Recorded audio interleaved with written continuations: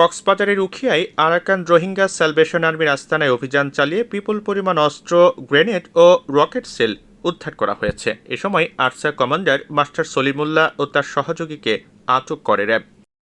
বুধবার ভোররাতে উখিয়া রোহিঙ্গা ক্যাম্পের পাশে লালপাহাড়ে মিয়ানমারের সশস্ত্র গোষ্ঠী আরাকান স্যালভেশন আর্মির আস্তানায় র্যাপিড অ্যাকশন ব্যাটালিয়ন এই অভিযান পরিচালনা করে।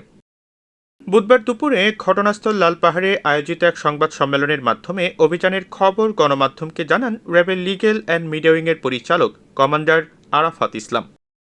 এ সময় কমান্ডার আরাফাত ইসলাম বলেন, লালপাহাড়ে আরসা সন্ত্রাসীদের অবস্থানের খবর পেয়ে র্যাবের বিশেষ একটি দল সেখানে অভিযান শুরু করে। এ সময় সন্ত্রাসীদের সঙ্গে র্যাবের গুলি বিনিময় হয়। এক পর্যায়ে আরসা কমান্ডার মাস্টার সলিমুল্লাহ ও তার সহযোগী রিয়াজকে গ্রেপ্তার করা হয়।